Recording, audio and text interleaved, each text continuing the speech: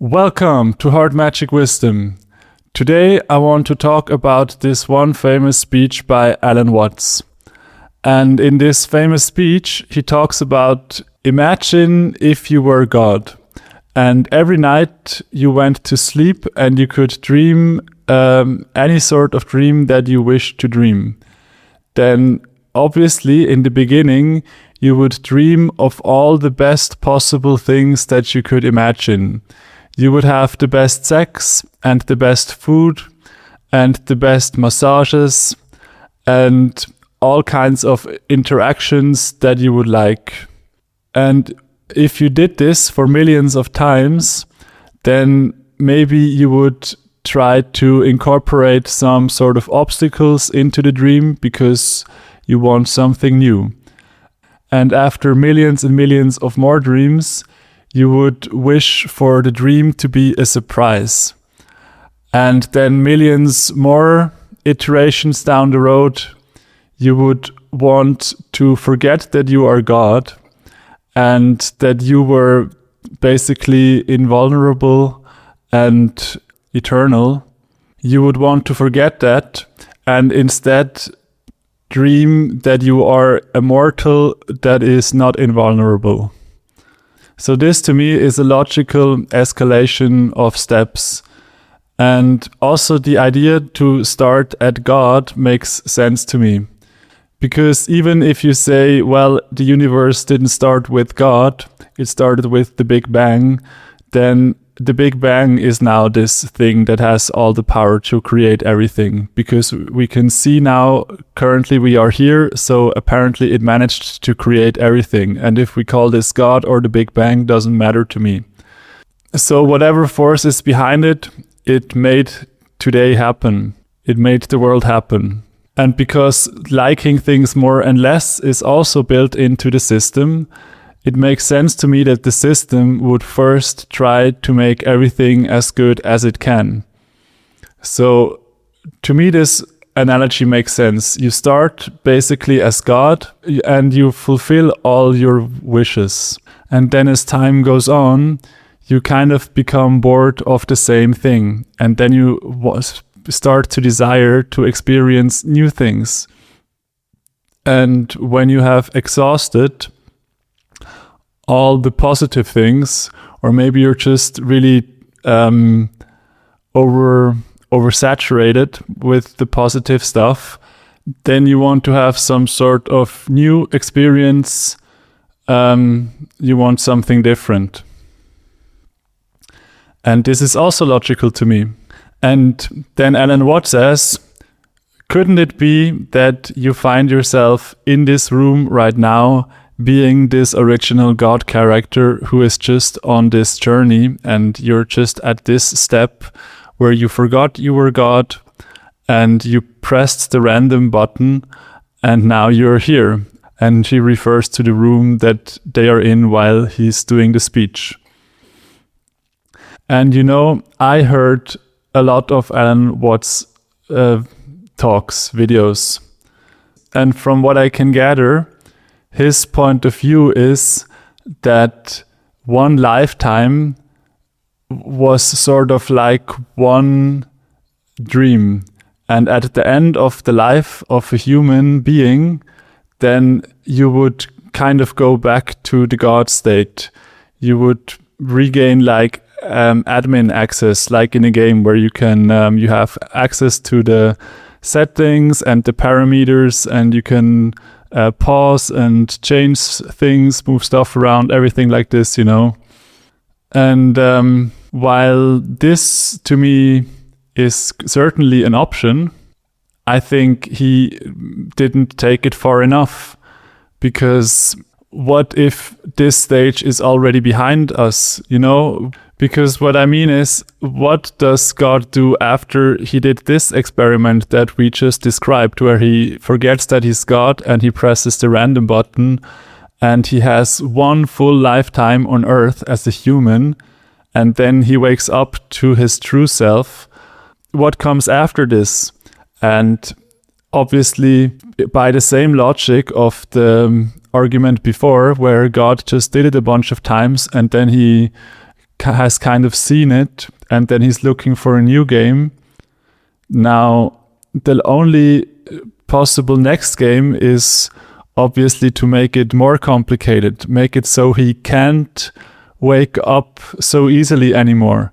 He will make it so one lifetime isn't the full duration of the dream per se, but it's more like an escape room where it's increasingly difficult for him to break out of the escape room, so that he can keep himself locked inside the fantasy for longer and longer periods of time.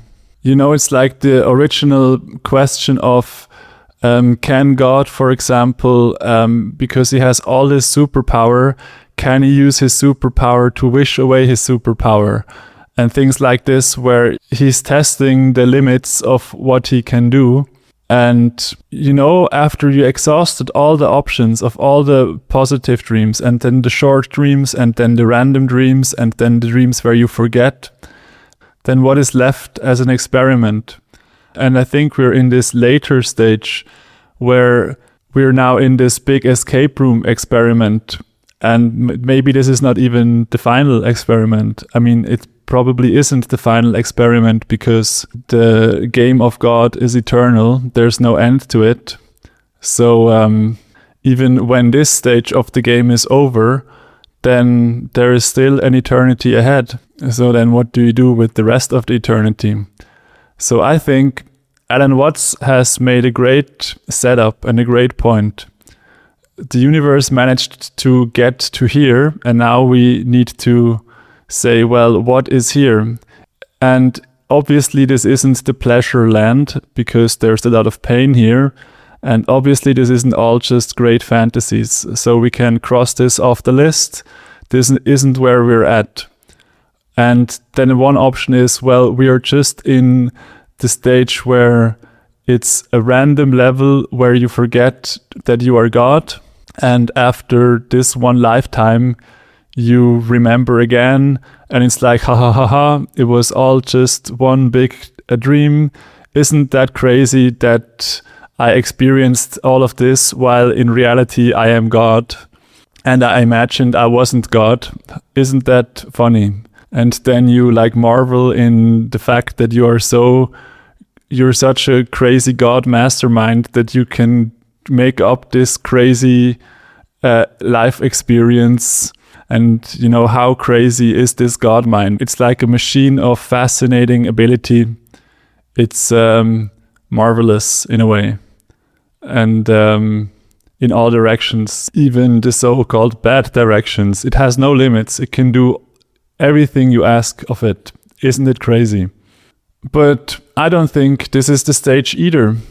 I think we're in the next stage where it's impossible to crack kind of experiment. It's like I said, it's like an escape room, and the evil forces are so strong and so crazy that it might even seem hopeless. And maybe it is even hopeless, you know, because maybe God just wished for the craziest thing ever. Like he has done many lifetimes of crazy adventures where it was just one lifetime, and then maybe one night God was just like, okay, fuck it, I'm gonna ask for the most difficult thing that I could ever ask for, because I want to know what I will get. And now he got this, and it's so difficult that it's a system of people traumatizing each other. They are getting memory wipes, and it's so complicated that people are basically fucked. It's like the chance of getting out is almost zero. And all it takes for this to be actuality is just like a small impulse in the crazy mind of God that says like, well, I think I've seen it all. Isn't there anything else left that I haven't seen? I will now wish for this one crazy thing that I think I have still left in me. And to me, this is the logical conclusion of the Alan Watts story. And even, even if he was right, and after this one lifetime, we get back to being like in an admin menu where you can just say like restart, plan new journey, make a character, whatever. Even if we're in this stage, then I think the next stage will be this crazy experiment. Because what are we going to do? Are we just forever not going to wish for this one crazy experiment? Because eternity is a long time, and at some point you will probably wish for the remaining options. Like you ask yourself, okay, what is left? And even if you think, oh well, this option that is left is kind of crazy and I'm a little bit afraid, then now what is God gonna do? Is he gonna say, well, I am God and I'm just too afraid of my own ability? I mean, is that a good option? I don't think that's the good option either. So I think all of this is kind of inevitable. It's a logical escalation of steps, and Alan Watts has got it exactly right, but he only gave us the beginning, and maybe it was the right amount for his time, but I think this thing that I'm telling you here, this progression of how it would unfold if he was right, or maybe it's already unfolding, I think that is the true conclusion of this line of thought from Alan Watts. So, this is also in line with the soul trap people today. And it's becoming a bigger and bigger movement. And I don't think that's out of nowhere. There's a reason why so many people resonate with this soul trap idea. It's because things are getting so bad in some aspects. There's so much traumatization. There's so much perceived unfairness that you think, where is this gonna end? Is there a limit to how bad you can make it, and who decides, and when will it stop? But yeah, I think I got my main message across for this video. I hope this makes sense to you. Please let me know what you think. Alan Watts is a big positive influence of my life. I hope you know him. If you don't know Alan Watts, check him out.